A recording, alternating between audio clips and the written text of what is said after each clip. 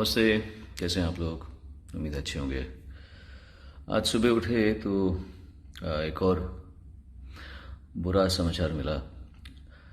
क्या क्या हो रहा है, कितना इस दौर में, इस लॉकडाउन के दौरान इतने इतने लोग जा रहे हैं और काफ़ियों से तो मेरा बड़ा सानिध्य रहा है।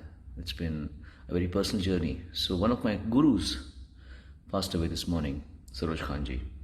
And I'm perhaps the only singer who can call a choreographer his guru, because I'm the only one perhaps who has learned from her, from a choreographer. And I've got the chance to work with so many choreographers, doing my videos and when I was filming for my films.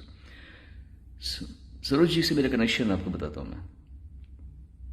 98 में जब Magna sound के साथ में मैंने पहली album की थी किस्मत, उसमें गाना था तू कभी जानेगी तू कभी मानेगी। तो उसमें that was the song, that was the album जो विदु ने कंपोज की थी। और विदु लंदन में रहते हैं, जो बहुत अच्छे कंपोजर हैं, उन्होंने कंपोज की थी।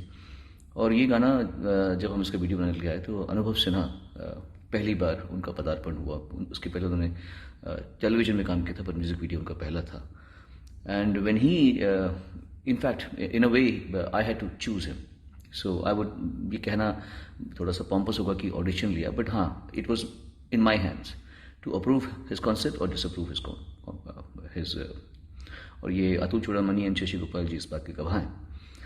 तब अनुभव ने मुझे कहा कि सरोज खान जी इसे डायरेक्ट करेंगी, इसका कोरियोग्राफ करेगी। एंड आई वाज लाइक, क्योंकि सरोज जी तो बहुत बड़ा नाम हमेशा रही हैं एंड मेरी फेवरेट एक्ट्रेस रही थी माधुरी दीक्षित, और उनके साथ में सरोज जी का कनेक्शन मुझे बड़ा अच्छा लगता था कि सरोज खान जी वो हैं जो माधुरी दीक्षित को डांस कराती हैं। तो मैंने अनुभव सिन्हा को कहा था कि उनको ये कहना कि ये ना सोचें कि किसी सिंगर के लिए आप डांस कोरियोग्राफ कर रही हैं, आप ये सोचो कि आप गोविंदा के लिए कर रहे हैं। ये मुझे एग्जैक्टली मेरे वर्ड्स याद है। तो आप गोविंदा कैसे करेंगे, या मुझे आप वैसा डांस सिखाना।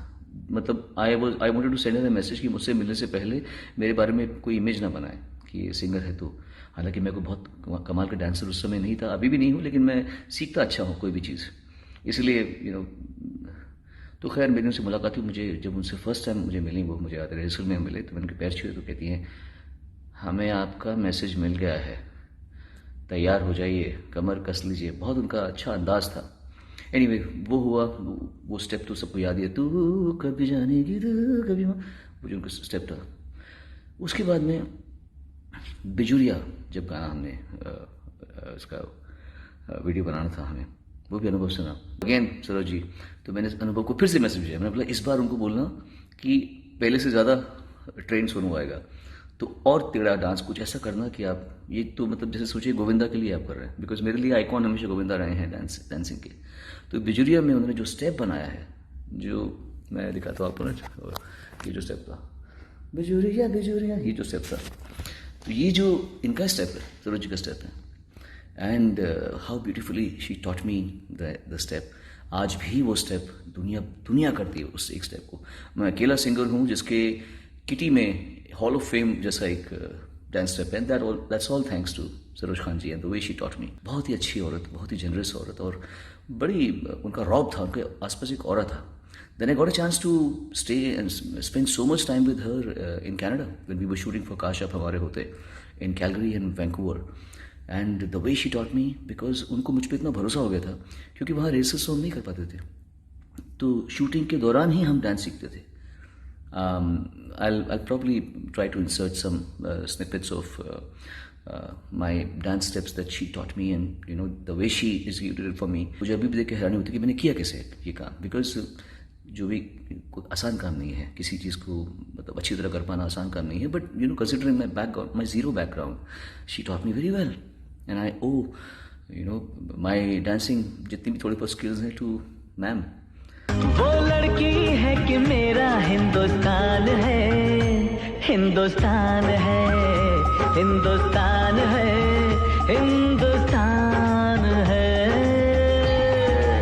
और आज तक मुझे याद है, हम लोग एक बार एक मार्केट में थे, वैंकूवर में थे हम लोग, तो हम लोग शॉपिंग कर रहे थे, तो वहाँ से कमाल है, मेरी भी ज़िंदगी में क्या क्या लोगों की यादें हैं। Oh my God, I have lived a blessed life. सोचते मेरे हाथ कांप रहे भी। तो शी, एक होता है ना वो ड्रीम चेजर टाइप का कुछ होता है वहाँ पे, मैं भूल गया हूँ उसका, निमान होता तो मैं उससे पूछ लेता।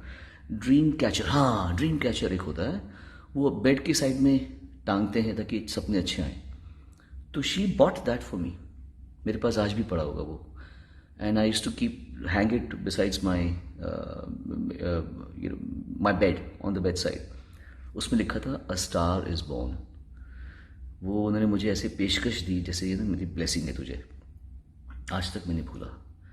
पता नहीं क्या हम लोग उसके रास्ते अलग हो जाते हैं, दोबारा कभी मिला ही नहीं मैं उनसे, कहीं मुलाकात ही नहीं हुई किसी अवार्ड शो में या कहीं भी मौका ही नहीं मिला कहीं उनसे मिलने का। और आज वो भी चलेंगी, कितने लोग चले गए, वाजिद चले गए, ये चले गए, कितने लोग जा रहे हैं। My prayers are for my teacher and wherever she is, I am sure इस समय उनकी जो परमात्मा वाली स्थिति होगी, she must be listening to what I think of her and she will be blessing me. कभी शायद ये कहने का मौका मिल नहीं पाया क्योंकि दोबारा मुलाकात नहीं हुई कभी हमारी, लेकिन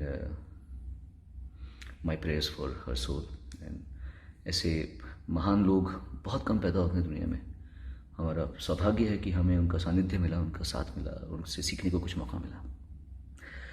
चलिए एक और इंसान के बारे में ट्रिब्यूट बोलने का मौका बोले, भगवान करे अब कुछ टाइम के लिए मोहलत दो। लोगों के बारे में बोल बोल के थक गया मैं।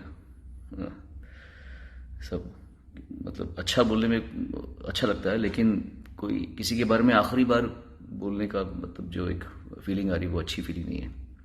May God bless everyone. खुश रहिए और